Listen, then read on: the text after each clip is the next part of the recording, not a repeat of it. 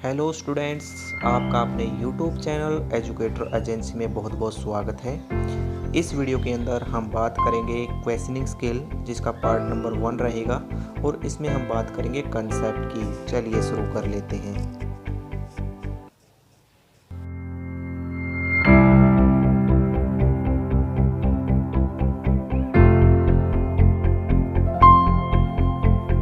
तो आज हम बात करने वाले हैं माइक्रो टीचिंग स्किल, जो हमारी रहेगी क्वेश्चनिंग स्किल। इससे पहले हम इंट्रोडक्शन स्किल को ख़त्म कर चुके हैं। अगर आपने वो वीडियो नहीं देखी तो प्लेलिस्ट में जाकर वो वीडियो देख लीजिए। आज की जो हमारी स्किल है क्वेश्चनिंग स्किल, जिसको हम पर्सन कौशल कहते हैं।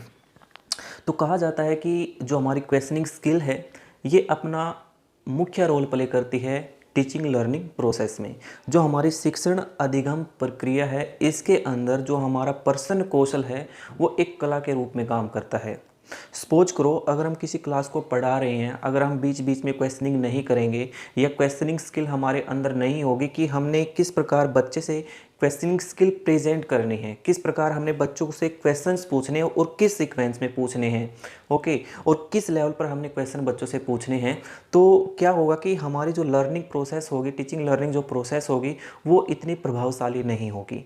क्योंकि बच्चे का ना तो इंटरेस्ट बन पाएगा क्लास में, ना बच्चे क्लास में अवेयर हो पाएंगे सीखने के लिए, और जो बच्चों का ध्यान है, मेन है जो जो ध्यान है, अटेंशन बच्चों की वो नहीं बन पाएगी। अगर हम लगातार बच्चों का क्या है क्वेश्चनिंग हम क्लास में करते रहते हैं, तो एक प्रकार से बच्चों का जो इवैल्यूएशन है वो भी टाइम टू टाइम किया जा सकता है, और बच्चों की जो रुचि है वो भी क्या है क्लास में बनाई जा सकती है। बच्चों को साथ के साथ मोटिवेट भी किया जा सकता है। यानी कि हमारे बहुत सारी बातें हैं हमारी टीचिंग के अंदर जो डिपेंड करती है क्वेश्चनिंग स्किल पर। तो एक अच्छा अध्यापक बनने के लिए हमारे अंदर क्वेश्चनिंग स्किल का होना अति महत्वपूर्ण है। तो हम इसी क्वेश्चनिंग स्किल की बात कर लेते हैं। मैं आपको बता देता हूँ, जितने भी पेडागोजी सब्जेक्ट हैं, जो बीएड फर्स्ट ईयर के बच्चे हैं, सभी पेडागोजी सब्जेक्ट के अंदर ये स्किल दी गई है।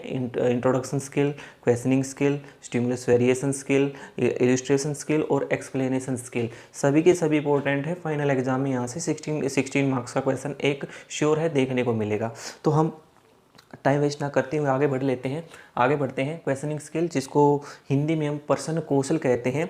अगर हम इसकी मीनिंग की बात करें, इसके कंसेप्ट की बात करें, देखो वैसे तो मैं आपको बता चुका हूँ, सारी बातें हाईलाइट कर चुका हूँ, फिर भी हम देख लेते हैं कि इसका क्या मीनिंग निकल कर आता है।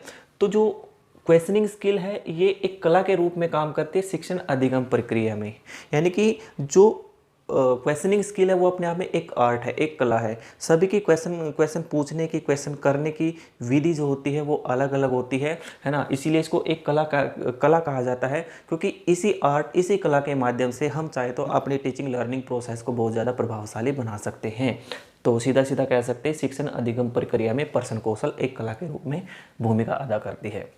दूसरा पॉइंट अगर देखें मीनिंग के अंदर, शिक्षण अधिगम प्रक्रिया की जो सफलता वो डिपेंड करती है क्वेश्चनिंग स्किल पर। जी हाँ, जब हम जानते हैं कि इंपॉर्टेंट रोल प्ले करती है, तो जो हमारी टीचिंग लर्निंग प्रोसेस का जो टोटली जो उसकी सफलता वो डिपेंड करती है क्वेश्चनिंग स्किल पर। अगर क्वेश्चनिंग स्किल को इसमें से अलग कर दिया जाए तो क्या है, हमारी जो टीचिंग लर्निंग प्रोसेस है वो अपना उद्देश्य कभी भी पूरा नहीं कर सकती। इसलिए क्या है, जो क्वेश्चनिंग स्किल है इसी पर डिपेंड करती है टीचिंग लर्निंग प्रोसेस की जो सफलता है।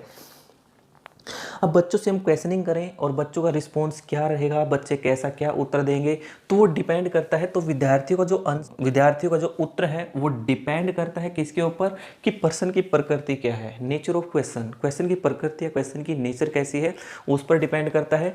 या बच्चों का जो नॉलेज क्या है, बच्चों की एबिलिटी क्या है, पूर्व नॉलेज या पूर्व ज्ञान बच्चों का कैसा है, उनकी योग्यताएं क्या है, इस चीज़ पर भी बच्चों की क्या है, बच्चों का आंसर डिपेंड करता है। नवीनतम ज्ञान क्या है, यानी कि हम बच्चों के पूर्व ज्ञान को जिस नवीन ज्ञान से जोड़ने वाले हैं वो नवीन ज्ञान क्या है उस पर डिपेंड करता है विद्यार्थियों का उत्तर। और शिक्षक का व्यवहार सबसे ज़्यादा इंपॉर्टेंट है। तो ये पॉइंट हमारे लिए सबसे ज़्यादा इंपॉर्टेंट बनता है कि एक अध्यापक का बच्चों के प्रति व्यवहार कैसा है। इसलिए हम एक शिक्षक का जो बच्चों के प्रति व्यवहार है वो अच्छा होना चाहिए, क्योंकि उसी पर डिपेंड करती है क्वेश्चनिंग स्किल।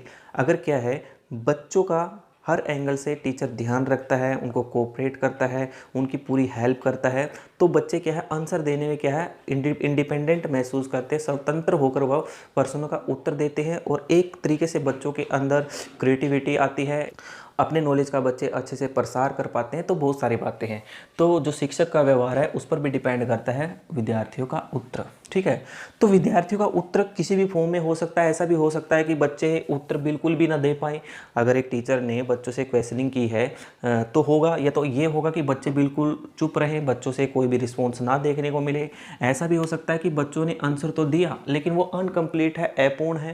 ऐसा भी हो सकता है कि बच्चों ने जो आंसर दिया है वो गलत है। ठीक है, तो एक प्रकार से जो बच्चों से ये रिस्पॉन्स हमें मिला, इस रिस्पॉन्स को हमने एक सही दिशा में लेके जाना है, या हम कह सकते हैं सही उत्तर की दिशा में हम बच्चों के आंसर को लेके जाएं।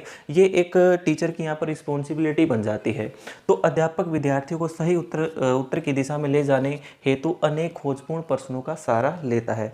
अगर बच्चों से जो रिस्पॉन्स मिलता है सही या अनकम्प्लीट, उसको एक सही उत्तर की दिशा में अगर टीचर लेके जाए और उसकी स्किल एक टीचर अपने अंदर रखता है, तो हम कह सकते हैं कि टीचर को क्वेश्चनिंग स्किल का यहाँ पर नॉलेज है, तो वो कुछ खोजपूर्ण प्रश्नों के सहायता से या उनके सहारे क्या है, बच्चे के जो आंसर को एक सही दिशा में लेके जाएगा।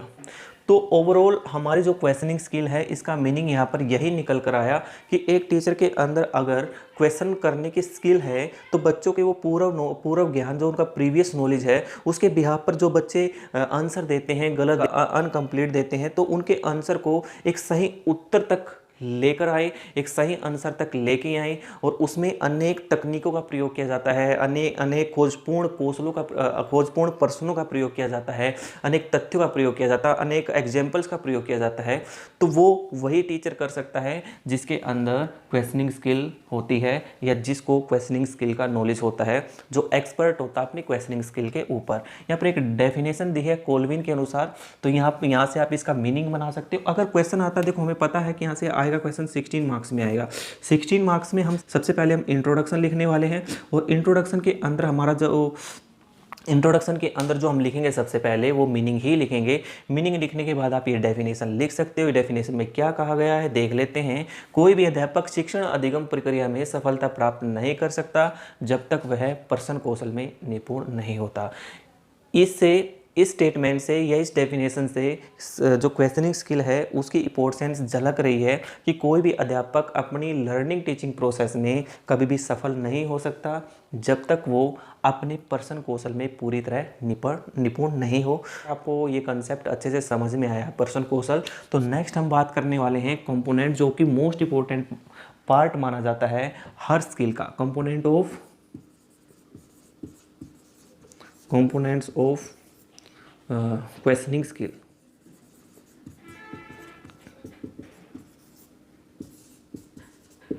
जो हमारा अगला जो टॉपिक रहेगा वो यही रहेगा, कंपोनेंट्स ऑफ क्वेश्चनिंग स्किल। इसका स्क्रीनशॉट ले लीजिए या फिर इसको लिख लीजिए, फिर हम बात करते हैं next components of questioning skill.